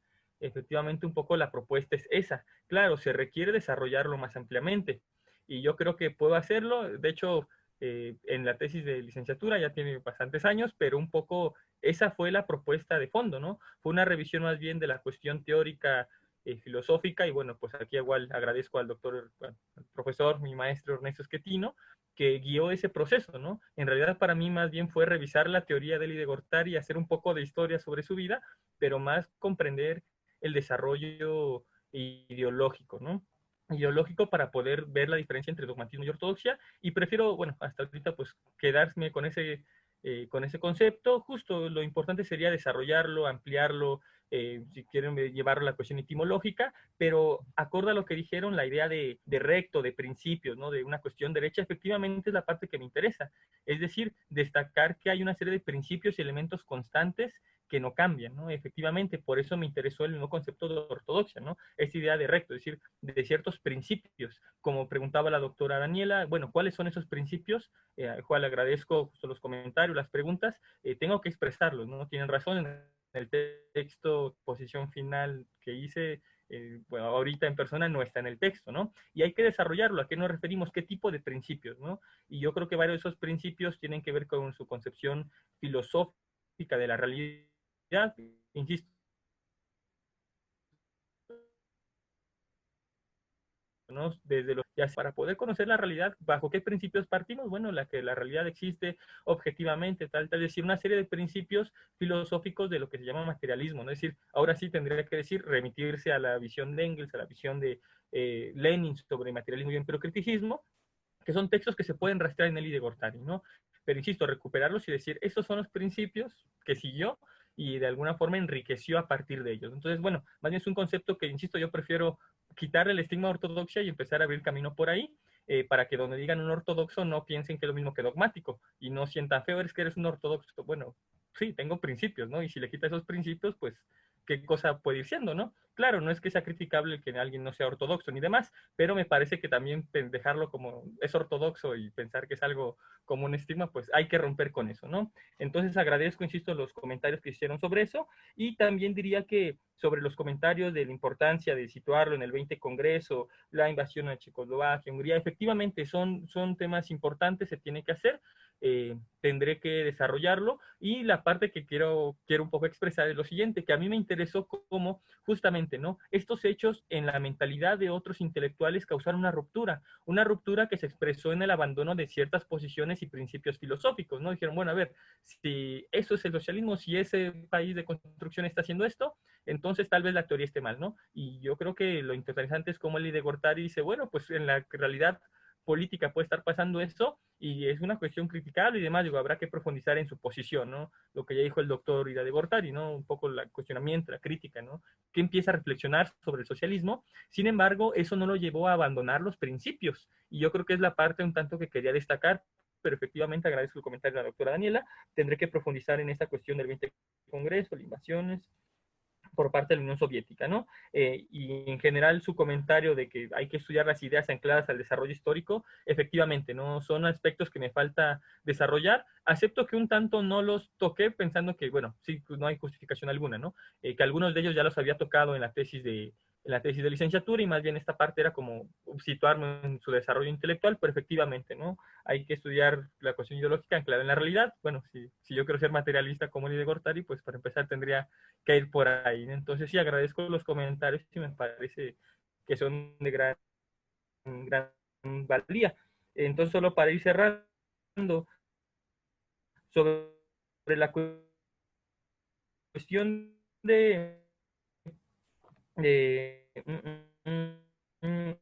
sobre la cuestión de, sí, justo, ¿no? Estudiarlo a partir de los casos de China, de lo que pasa cuando está esa decisión, bueno, de una sola traducción de un texto en la cuestión en México, también, claro, ¿no? Por ejemplo, lo que se mencionaba de Cuba, ¿no? También participó del Movimiento de Liberación Nacional, y ahí justo también este vínculo que se tenía con la cuestión de la Revolución Cubana. Es decir, hay una serie de elementos, de determinaciones que hay que ir sumando, y bueno, agradezco, ¿no? Que puedan justo hacerme más consciente de ellas para poder desarrollarlo. Ahora sí, termino con la pregunta que hacía Mónica. ¿Por qué no hubo este diálogo, no? Bueno, aquí sí lo aventuro un tanto.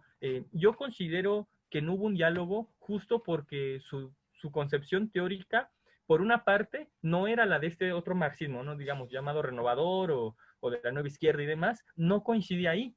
pero tampoco coincidía con los grupos, por ejemplo, de los analíticos, ¿no? Es decir, me refiero, pensando en específico en el Seminario de Problemas Científicos y Filosóficos, gran parte de los que participan, pues eran, o sea, algunos eran soviéticos, otros eran franceses, otros eran norteamericanos. Sin embargo, con la rama de estos analíticos en México, que ya estaba en desarrollo hacia los años 50, 60, no tiene diálogo. No hay ningún diálogo porque, bueno, yo creo que ideológicamente, insisto, ¿no? Chocaba por una parte con otro tipo de marxismo y con otra parte con este otro grupo, ¿no? Al menos ahí sí lo que menciona Vargas Lozano, hasta cierto punto sigo lo que él menciona, pues es que pues hubo una cerrazón de parte de estos otros, ¿no? Bueno, un poco es lo que él argumenta, ¿no? De la gente que iba desarrollando la historia o la filosofía de la ciencia desde otra vertiente, pues no hubo coincidencia. Y yo digo que es, bueno, habría que profundizar, no puedo decir más que eso, ¿no? Yo creo que por esos elementos es que no se dio un diálogo mayor. Sin embargo, aunque no se dio con esos filósofos, insisto, ¿no? Al menos ese seguimiento de qué libros sirvieron para otros científicos, eso se puede seguir. Es decir, el diálogo en filosofía, ¿por qué? Bueno, por ejemplo, ahí yo recuperaría hasta lo que dice Aro, ¿no?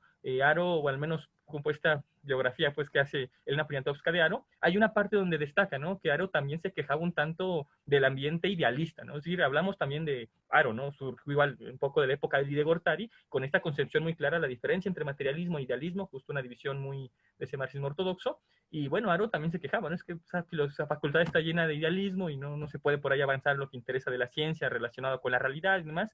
Yo creo que tiene que ir por ahí, pero la verdad es que no podría decir más, ¿no? Porque el caso de Samuel Ramos es interesante, ¿no? Pues él es justo de otra visión y sin embargo dialogó y ayudó, aunque claro, no participó tanto en el seminario, pero bueno, también estoy trabajando eso, ¿no? Yo creo que dejaría esos elementos más bien para poder seguir escuchándolos.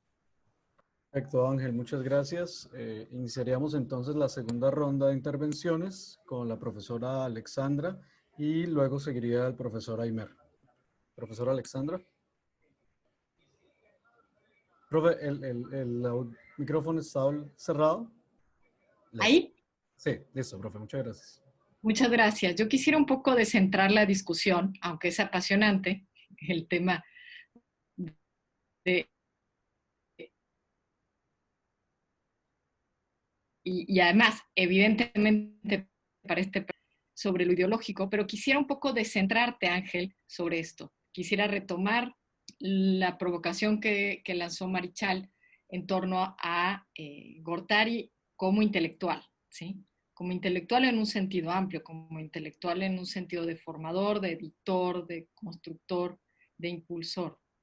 Creo que ahí, si intentas observarlo más allá de sus palabras, sino a través de sus acciones, en estos tres escenarios que a su vez te comentaba atinadamente Elisa, ¿no? Cómo estos tres escenarios en la década de los 50 están interactuando como redes paralelas, ¿sí?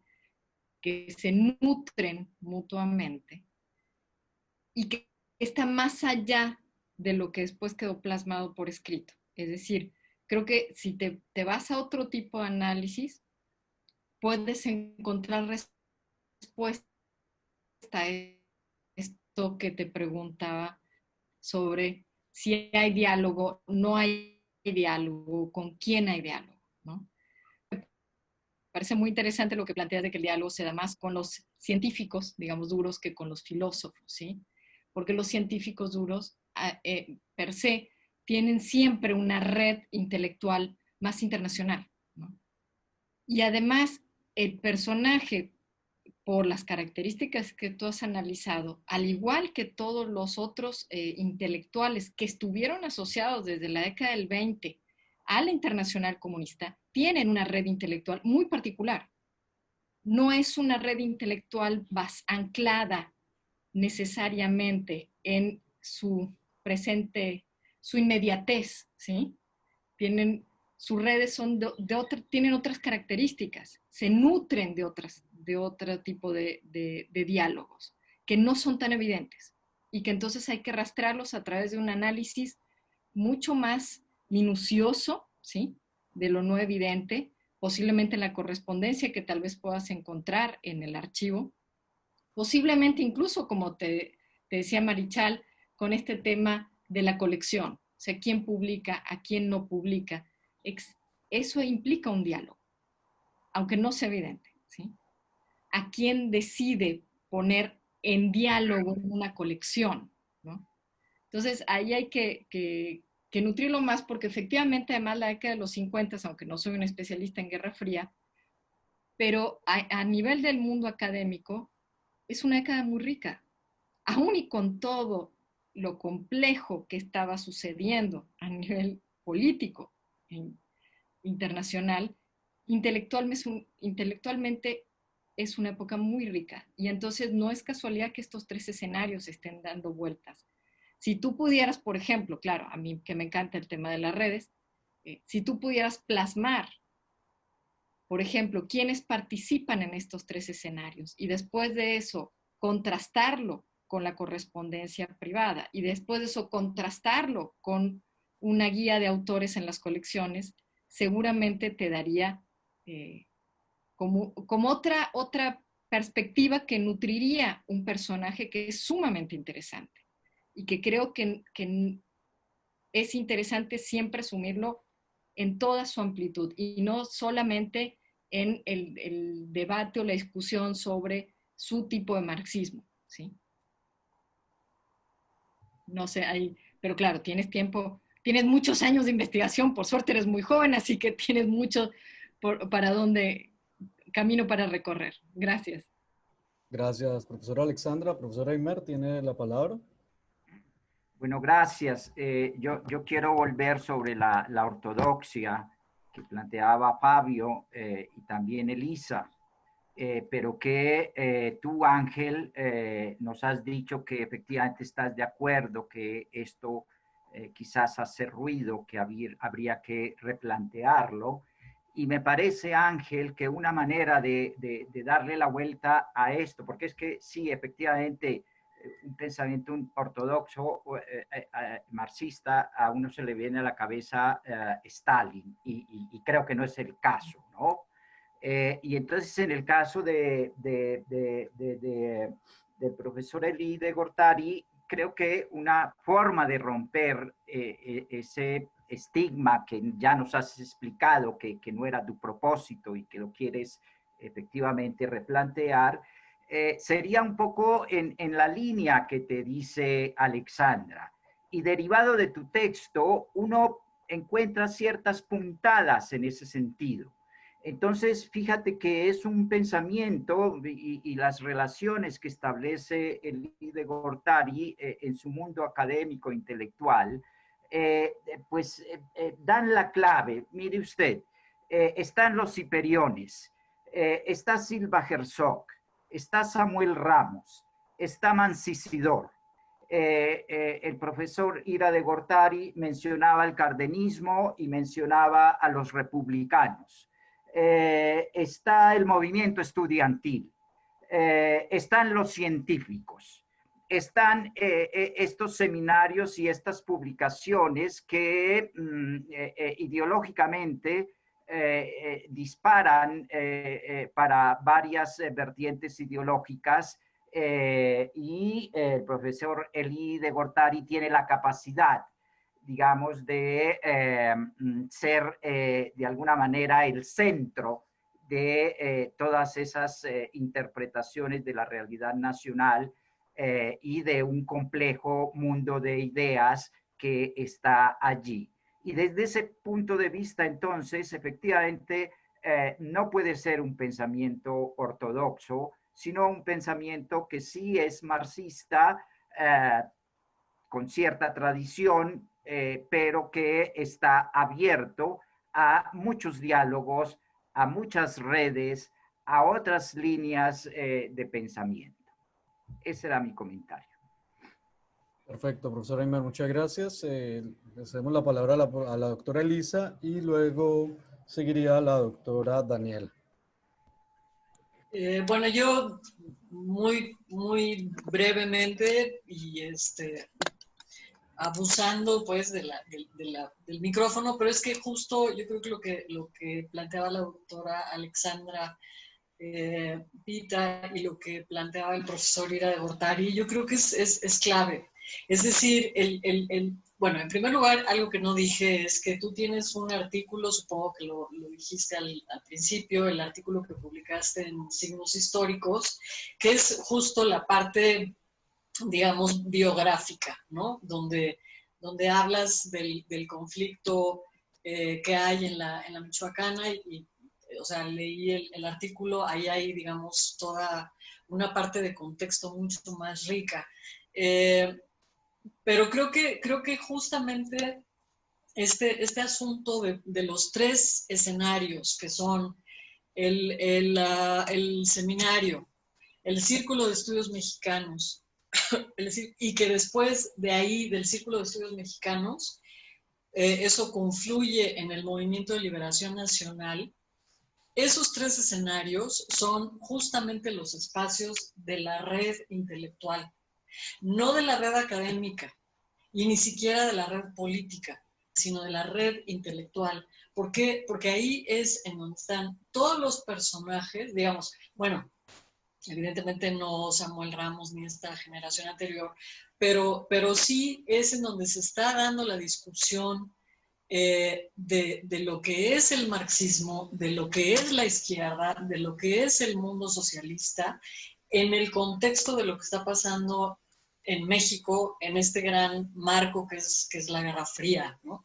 Por eso decía que es interesantísima la posibilidad, o sea, que es muy interesante a través de la figura de Elie de Gortari recuperar la historia de la relación con la Unión Soviética, de una relación con la Unión Soviética que además se está redefiniendo en el espacio económico, se está redefiniendo en el espacio político, pero se sabe muy poco de cómo se está redefiniendo esa relación en el espacio intelectual.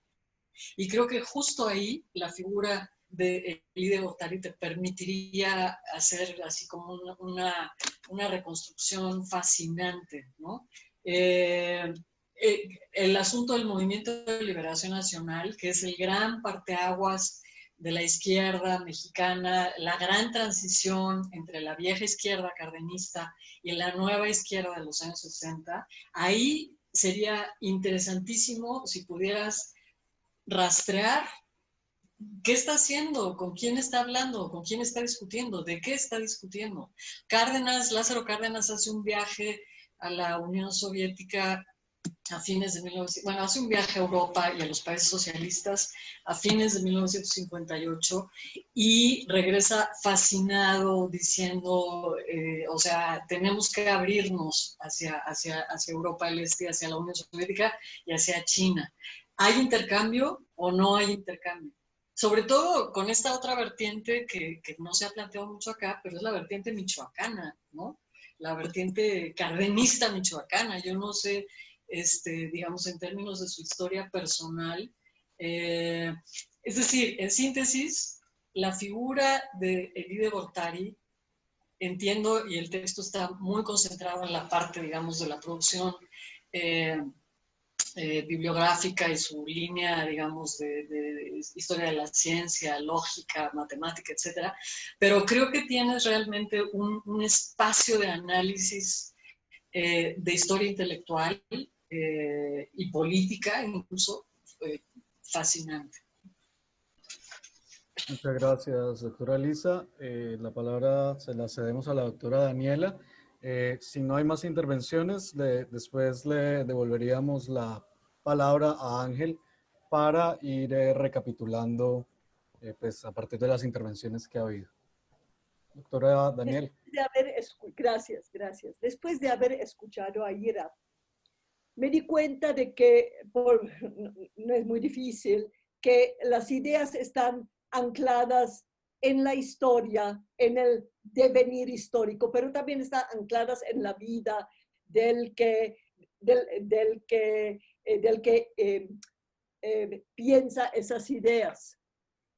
Ira habló de que fue nuestro padre que se identificó con el cardenismo y con la Guerra Civil Española, y todas estas ideas que sean barajadas en esta última hora y media, me permiten sugerir que el personaje da para una biografía.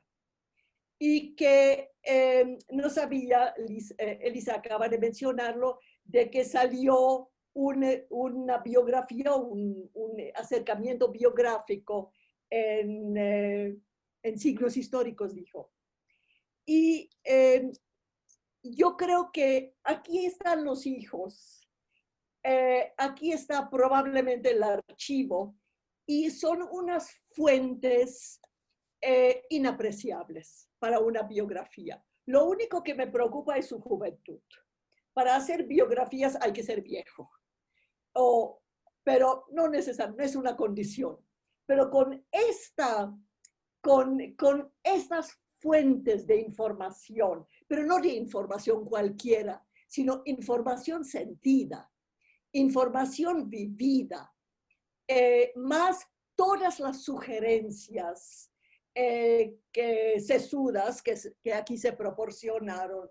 Yo creo que ahí hay un gran trabajo, porque hay que ligarlo, en efecto, y es un trabajo de largo alcance. Mientras tanto hace artículos y piensa en la gran obra, pero tampoco se demore demasiado.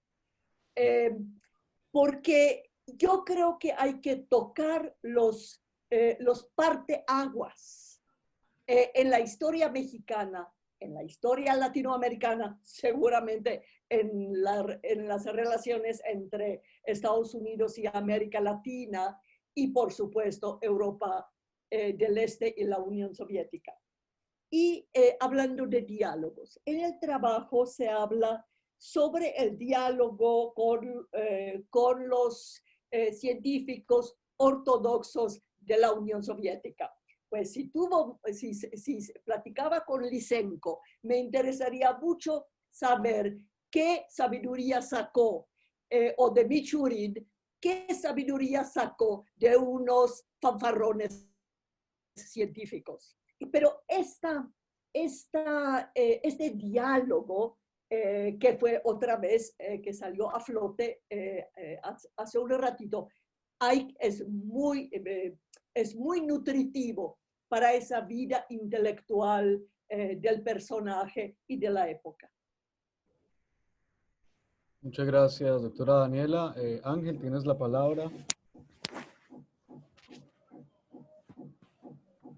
Bueno, empiezo por el comentario final. Agradezco el comentario, la sugerencia, ¿no? Justo de una biografía. Justo he estado pensando en desarrollarla, en poder desarrollar una biografía. Yo creo que, bueno, todos los comentarios que aquí me han hecho, y bueno, seguramente los comentarios que puedan darme una vez que acuda a buscarlos, tal vez a uno por uno, para que puedan apoyarme en esa labor, me serán de gran utilidad para poder iniciar este proceso, ¿no? Este trabajo. Efectivamente, yo creo que es hacia donde voy, es un poco lo que he estado pensando. Sí mencionaría justo que hay partes que he estado estudiando, digamos, ¿no? Sin el archivo. Efectivamente, yo creo que cuando me informaron, el archivo ya está disponible en el Instituto de Investigaciones Filosóficas. Perfecto, ¿no? Ya podré ir y tener bastante material, además de que, bueno, pues la familia pues me ha dicho, ¿no? Que están dispuestos a poder apoyar en poder hacer un proceso para una investigación rigurosa, pues, de la vida de Elí de Gortari, y con todos los aspectos que me mencionan, pues yo agradezco para poder sumarlos y poder ir conectando ciertas determinaciones que pueden irse, pues a la hora de vinculando, dando resultados nuevos, ¿no? Por ejemplo, yo inicié a estudiar el Consejo Mundial por la Paz en México, cómo se ha estado desarrollando y demás, y también un poco veo que a la larga, a partir de ahí, se va hacia el movimiento de liberación nacional. Y bueno, entonces un poco Elí de Gortari, ¿no? Tanto participando en el Consejo Mundial por la Paz y el Círculo de Estudios Mexicanos, bueno, pues justo grupo de intelectuales que en la cuestión política, bueno, van hacia el movimiento de liberación nacional. Entonces, claro, hay una serie de elementos que hay que seguir estudiando. Por ejemplo, ¿no? Elí de Gortari, la Nicolaita, ¿no? En Michoacán, claro, hay un vínculo ahí que se tiene que explorar con la cuestión de Cárdenas y demás. Es decir, sí, hay una serie de vínculos que me han estado mencionando, pues la verdad es que solo puedo agradecer que me sirven para poder seguir conectando las ideas y poder ir haciendo, bueno, pues sobre todo, al menos una lista de algunos de los puntos que es necesario tratar, ¿no? Insistiría que en la cuestión del seminario de problemas científicos y filosóficos, pues me va a hacer falta también buscar a quién entrevistar de los que colaboraron con el seminario, ¿no? Porque no hubo diálogo, insisto, con los filósofos pero bueno, en otros ámbitos sí lo hubo, ¿no? En México, pues, ¿no? Y a nivel internacional, justo con quién sí, con quién no dialogaba, es decir, la propuesta que se mencionaba, ¿no? Por parte de Pita, de, bueno, a ver, ¿quién es esto? ¿Quiénes participaban? Cotejar listas. Efectivamente, yo hace tiempo quería hacer eso, pero bueno, la verdad es que justo me hacía falta en parte los archivos, ¿no? Entiendo que en los archivos sí hay una lista, ¿no? De todos los que participaron en el Seminario de Problemas Científicos y Filosóficos, las obras traducidas, las obras para qué sirvieron. Es una serie de elementos que yo agradezco los comentarios para poder seguir relacionándolo, ¿no? Sobre la cuestión de la relación con la URSS, ¿no? Un poco leída desde Elie de Gortari, también va a ser bastante interesante, ¿no? Cuando estaba haciendo la tesis de licenciatura, pude entrevistar al doctor Rui Pérez Tamayo, y que fue el que pues, terminó llevando el seminario. Y él me decía, bueno, pues la verdad lo que yo recuerdo de Elie de Gortari es que en una ocasión, pues nos convocaron a un congreso a Europa, y Elie de Gortari llegó, dio su conferencia, íbamos varios, y él desapareció porque, bueno, pues ya sabíamos que él iba a todo el bloque socialista, ¿no? Iba a dialogar con ellos, entonces se perdía un poco del grupo y me decía, no, pues ya sabíamos a dónde iba, ¿no? Entonces, el diálogo que tuvo siguió siendo con países del bloque socialista, ¿no? Será interesante efectivamente ver qué pasó, porque una parte es lo político y digamos, ¿no? A la par de lo político y ideológico, cómo se va vinculando, ¿no? Porque pese a todo, todavía hacia los años 70 hay una relación muy fuerte entre Elie de Gortari y todo este grupo de filósofos marxistas, ¿no? Y digo, por ejemplo, un poco para más bien hacer comentarios de lo que más ha surgido gracias a sus aportaciones, ¿no? El diálogo que tuvo con el marxismo, digamos, ortodoxo, pues, de la Unión Soviética, por una parte, hay un libro muy interesante, un librito que traduce Elie de Gortari, y lo más interesante es la introducción que hace. Antes del libro de lógica dialéctica, de este hombre francés que se le dio diciendo, ¿no? El Partido Comunista ha reprimido mi obra y demás. Elie de Gortari es una traducción de textos donde este personaje aplaude y dice, es que es correcto lo que está diciendo la Unión Soviética, ¿no? Entonces Elie de Gortari no era ciego, vio todas esas problemáticas, vio esos debates y queda por investigar cómo reaccionan ante ellos, ¿no? Y seguir diciendo, bueno, pero pese a todo el contexto, ¿no? Efectivamente, su desarrollo intelectual está anclado en la realidad, ¿no? Su participación con los vínculos en redes. Sin embargo, yo insistiría, ¿no? Para cerrar este comentario, que la idea de ortodoxia, pues efectivamente, ¿no? Pese a que convivió y fue el epicentro, por así decirlo, ¿no? Con una serie de grupos, ¿no? Porque, bueno, con el superior no dialogó tanto, pues, ¿no? Pero con todos los demás que dialogó, pese a todo eso, cuando uno regresa a su obra, lo que ve es, en toda su exposición, es, otra vez, la cuestión de los principios de la concepción materialista de la historia, materialista de la realidad natural social. Entonces, bueno, sí, ese diálogo efectivamente lo nutrió. No estoy diciendo que no cuente. Lo que digo es que pese a todos esos diálogos, él siguió con esos principios y de ahí la necesidad, pues al menos yo lo considero de cuestión ya plenamente como teórica de reivindicar esa ortodoxia, ¿no? Pero respecto de lo político y lo histórico, pues yo agradezco, espero no tardar mucho tiempo, no envejecer tanto para estar haciendo la biografía, pero bueno, agradezco las propuestas y los comentarios en realidad, y bueno, la verdad, digo, tal vez sea un abuso, pero si les digo, hay otro texto, ya lo mencioné, donde trabajo el Seminario de Problemas Científicos y Filosóficos, al menos los primeros 5 años, a través de las publicaciones, quién sí, quién no, por qué publica, a quién le sirve Elie de Gortari, le sirve a Aro. Si a alguno le interesa, bueno, pues igual nos podemos poner en contacto y yo creo que sus comentarios me van a ser de gran ayuda. Bueno, pues yo lo dejaría, es todo, y bueno, pues muchas gracias. Muchas gracias, Ángel. Antes de cerrar, el doctor Elie de Gortari creo que quiere intervenir.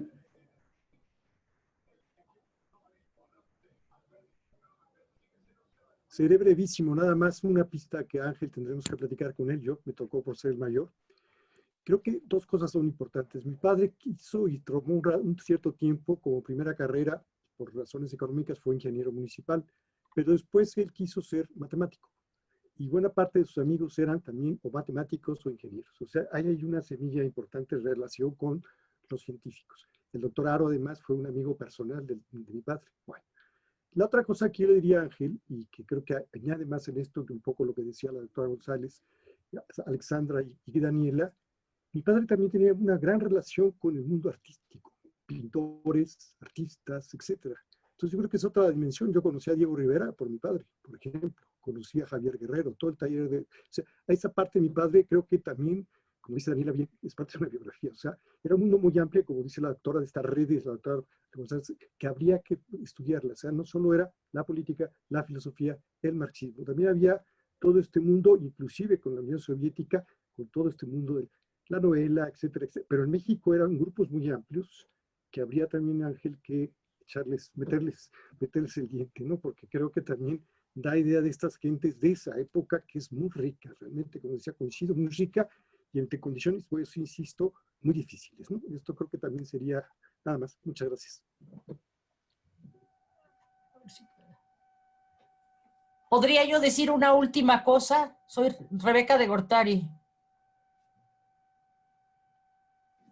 Sí, no se oye. Adelante, adelante. Ya, una última cosa que creo que falta aquí, que ya habíamos conversado de alguna manera con Ángel, es que, digamos, durante la Segunda Guerra Mundial y después, él estuvo muy en contacto con la comunidad judía. Incluso le comentaba yo a Ángel que su nombre viene de ahí, él se cambió el nombre, se llamaba Eduardo, se puso Eli, y dio clases en varias escuelas judías, participó con la comunidad judía, hizo una obra de teatro, en fin, hizo varias cosas que yo creo que forman parte de todo este periodo de los 40, 50, que yo creo que fue muy importante también en su formación. Solamente era eso. Muchas gracias. Muchas gracias, doctora Rebeca. No sé si habría alguna intervención más. Una breve, muy breve. Y ahí, dentro de la comunidad judía, ahí se peleaban los europeos en México y los mexicanos tomaban posiciones. Entonces sería muy interesante ver qué posición tomó su padre, porque eran estalinistas, trotskistas, antiestalinistas. Era un mundo que llegó a México y aquí peleaba sus diferencias. Y en ese proceso se afinaban también ideas. Y este exilio judío en México permitía precisamente eso. Y ahí se afilaban ideas de todos. Perfecto. Muchas gracias, doctora Daniela. Bueno, yo creo que con esta intervención daríamos cierre a la sesión del día de hoy. No sin antes cederle la palabra al doctor Aymer, que nos tiene un par de anuncios para las próximas sesiones. Doctor Aymer. Gracias, Gabriel. Efectivamente, al cierre un par de informaciones, pero antes agradecer a Ángel por su texto, por supuesto a Elisa Servín sus comentarios, la asistencia de la familia Gortari también, que ha sido muy productiva, a todos los demás colegas, asistentes, a nuestro equipo de directores, al doctor Carlos Marichal, a la doctora González, en mi nombre, a nuestro coordinador académico, el doctor Gabriel Zamacá, y dos informaciones breves a propósito del curso de nuestro seminario. La próxima sesión la estamos ya planificando, posiblemente para el lunes 30 de noviembre. Oportunamente haremos llegar la información por nuestra página web, por el correo, por nuestras redes sociales. Posiblemente sea la intervención del doctor Fabio Moraga en torno a el Estado portaleano. Estamos en ello. Y la segunda información tiene que ver con que en los primeros días de noviembre estaremos lanzando también por nuestras redes sociales, por la lista de correo, en nuestra página web, la convocatoria 2021 para presentar trabajos en nuestro seminario. Como todos ustedes saben, nos reunimos una vez por mes, el último lunes del mes. Así que, por favor, estén atentos a esta convocatoria para recibir sus propuestas y nosotros elaborar nuestra programación del año 2021. Muchas gracias entonces y hasta una nueva oportunidad. Hasta luego para todos. Muchas gracias. Adiós, Carmen, Carlos. Luego. Gabriel, gracias. Gracias. Muchas gracias. Hasta luego y muchas disculpas por el inicio tan difícil que fue en esta ocasión. Muy raro, Ciertamente, sí. ciertamente. Pero fue sin el COVID, que es lo importante. Bueno. Muy bien. Gracias a todos. Saludos, Daniela. Adiós. Gracias a todos los que comentaron sus sugerencias. Chao.